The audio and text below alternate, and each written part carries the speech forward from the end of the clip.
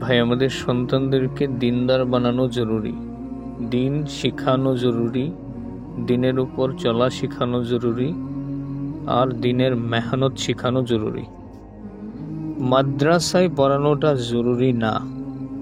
মাদ্রাসায় না পড়িয়েও যদি দিন শিখানো যায়, যেটা হজরতে সাহাবা একরাম রাদিয়াল্লাহু তাআলা আনহুম আজমাইন ওনাদের সন্তানদেরকে যেই তরিকা আর পদ্ধতিতে দিন শিখানো হয়েছে, ওই তরিকায় যদি এ জামানাতেও আমাদের বাচ্চাদেরকে, আমাদের সন্তানদেরকে দিন শিখানো যায়, তাহলে এর চেয়ে উত্তম পদ্ধতি, এর চেয়ে উত্তম তরিকা আর কিছুই হতে পারে না। অর্থাৎ আমাদের জিন্দিগি যত বেশি সিরাতের সাথে মিলবে, আল্লাহ তাআলার কাছে তত বেশি মকবুল হবে। আমাদের সন্তানদের ইলম শিখানো, দিনের উপরে চলা, দিনের মেহনত করা, এই সবগুলো যত বেশি সাহাবাদের বাচ্চাদের সাথে মিলবে, সাহাবাদের সন্তানদের সাথে মিলবে, তো আমাদের সন্তানদের উপরে আল্লাহ পাকের মকবুলিয়াত তত বেশি আসবে। এই জন্য যদি আমরা মাদ্রাসাকেই দিনের বুনিয়াদ বানিয়ে ফেলি, দিন শিখা, ইলম শিখা, তাহলে এটা আমাদের জন্য বহুত বড় গলত হয়ে যাবে, বহুত বড় গলত হবে। কারণ এরকম পদ্ধতি সাহাবাদের বাচ্চাদের সামনে ছিল না। তারা ঘরের পরিবেশে যেরকমভাবে দিন শিখতেন, তো মসজিদের পরিবেশেও ওই একইভাবে শিখতেন। তাদের জীবনের পদ্ধতিটাই ছিল এরকম। দিন মসজিদের ভিতরেও ছিল, মসজিদের বাইরেও ছিল, ঘরের ভিতরেও ছিল, ঘরোয়া পরিবেশের ভিতরে ছিল।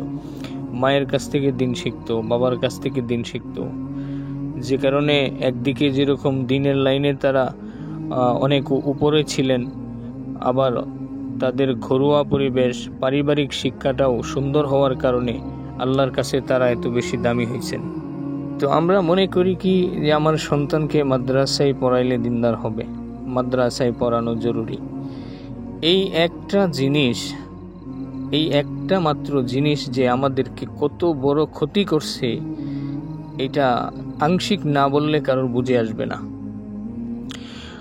বহু মানুষ, বহু মুসলমান এই কথা মনে করে যে আমার সন্তানটাকে যদি আমি মাদ্রাসায় ভর্তি করি, মাদ্রাসায় পড়াই, তাহলে সে মাদ্রাসা থেকে ফারেক হবে, হাফেজ হবে, আলেম হবে। তারপরে তার ভবিষ্যৎ জিন্দিগি কি? সে কোনো একটা মসজিদের ইমামতি করবে, সে কোনো একটা মাদ্রাসায় পড়াবে। সে এরকম মসজিদ মাদ্রাসার মধ্যেই সে আবদ্ধ হয়ে যাবে। বলে তার দ্বারা আর কোনো ব্যবসা হবে না, তার দ্বারা ডাক্তারি হবে না, ইঞ্জিনিয়ারিং হবে না, মানে অন্য যে মানুষের জীবনযাপনের যে সেকশনগুলো আছে, শিকেলগুলো আছে, তো সেইখানে সে কোনো কাজ করার যোগ্য হবে না, যোগ্যতা রাখবে না। বলে এইটা শুধুমাত্র এই মানসিকতা কেন আসছে? আসলে তো ঠিকই, আমরা তো এটাই মনেই করি, যে মাদ্রাসায় পড়তেছে সেও এটা জানে যে আমি কোনো এক মাদ্রাসার উস্তাদ হব, কোনো এক মসজিদের মুয়াজ্জিন হব, কোনো এক মসজিদের ইমাম হব। তো এর চেয়ে বেশি আর কি বলেন? যে কারণে বহু মুসলমান তার বাচ্চাকে এরকম মাদ্রাসায় না পড়িয়ে এরকম স্কুল, কলেজ, ভার্সিটিতে লেখাপড়া করাইতেছে।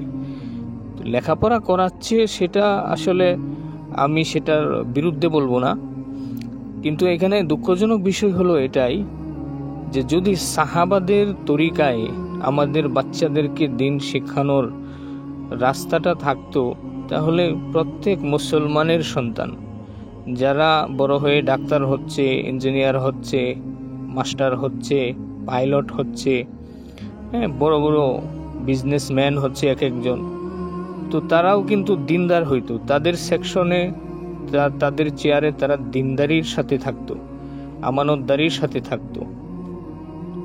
যদি তারা ঘরোয়া পরিবেশে দিন শিখতো, মসজিদের পরিবেশে দিন শিখতে পেত, যেমনটা হজরতে সাহাবা একরাম রাদিয়াল্লাহু তাআলা আনহুম আজমাইন ওনাদের সন্তানদেরকে শিখাইছেন, তো ওই রকমের পরিবেশ যদি আমাদের জামানাতেও থাকতো, আমাদের সামনেও থাকতো, তাহলে একটা মানুষ ইঞ্জিনিয়ার হওয়ার পরেও সে তো তার শৈশবে সে দিন শিখছে, দিন শেখার পরিবেশ পাইছে তার মা বাবার কাছে, তার মসজিদের পরিবেশে, ঘরের আমলি পরিবেশে সে দিন শিখছে। তো সে স্কুলে পড়তেছে, তারপরে সে কলেজে গেল, ভার্সিটিতে গেল, সে ডাক্তার হইলো, ইঞ্জিনিয়ার হইল, সে বড় বড় উপাধি সে হাসিল করলো। তো এতে সমস্যা কি? সে তো একজন দিনদার, সে অবশ্যই তার দায়িত্বের ভিতরে সে অবহেলা করবে না, সে ওইখানে দিনদারির সাথে সে তার জিম্মাদারিকে পুরা করবে। তো যদি ওই রকমের তরিকা আমাদের সামনে থাকতো, সাহাবাদের তরিকা, যেই তরিকায় সাহাবা ইকরামের সন্তানরা দিন শিখছে, দিনের মেহনত শিখছে, তো তাহলে আজকে প্রত্যেক লাইনে, প্রত্যেক সেকেলে ইমান আর আমলওয়ালাদেরকে পাওয়া যেত। কিন্তু আমরা তো এত প্রশস্ত দিনদারিকে মাদ্রাসা পর্যন্ত সীমাবদ্ধ করে ফেলছি। যদি দিন শিখাতে চাও তাহলে মাদ্রাসায় ভর্তি করো, মাদ্রাসায় ভর্তি করো, সন্তান দিনদার হবে।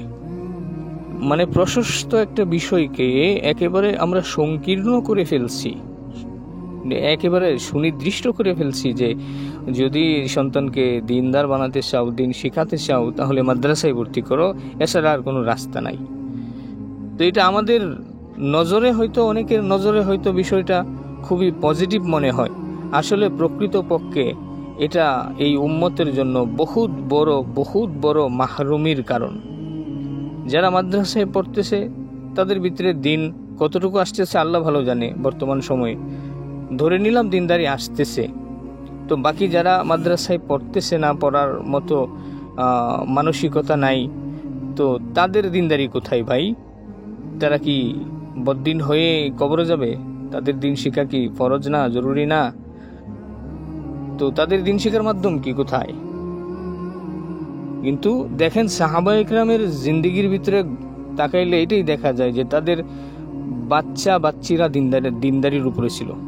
ছোটবেলা থেকেই তারা দিনদারি, যে কারণে দেখা গেছে রসুল করিম সাল্লাল্লাহু আলাইহি সাল্লামের জামানাতেও দেখা গেছে এবং ওনার পরবর্তী ওয়ালাদের জামানাতেও দেখা গেছে যে যখন আল্লাহর রাস্তায় বের হওয়ার তাকাজা আসছে, তো তখন ছোট বাচ্চা, একেবারে ছোট বাচ্চা পায়ের উপরে ভর দিয়ে খাড়া হয়ে গেছে যে আমি তো মাপে হয়ে গেছি না, আমি আল্লাহ রাস্তায় বের হওয়ার উপযুক্ত হয়ে গেছে, আমাকে আল্লাহ রাস্তায় বের হওয়ার অনুমতি দেওয়া হোক। তো এই যে তাদের ভিতরে দিনদারি এটা আসছে, এটা কোত্থেকে আসছে? মা শিখাইছে যে আল্লাহর রাস্তায় জান দেওয়ার ফজিলত কি, আল্লাহর রাস্তায় এক একটা সকালের ফজিলত কি, এটা তো ঘরের থেকে শেখানো হয়েছে, মসজিদের ভিতর থেকে, মসজিদের দিনী মজমা আলোচনা থেকে তাদেরকে শেখানো হয়েছে, কোনো মাদ্রাসা থেকে না।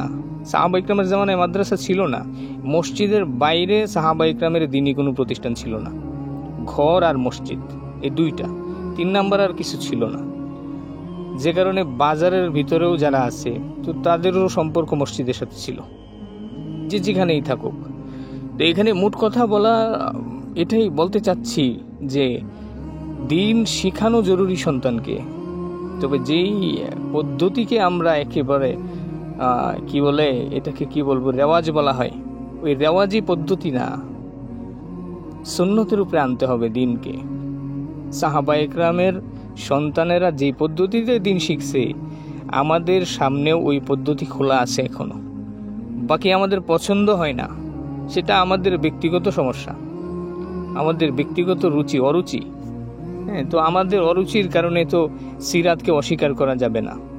রাসূল করিম সাল্লাল্লাহু আলাইহি সাল্লামের এক একজন সাহাবার দিনদারি কিরকম ছিল, তাদের বাচ্চাদের দিনদারি কিরকম ছিল, সেটা তো সিরাতের কিতাবের ভিতরে মজুদ আছে।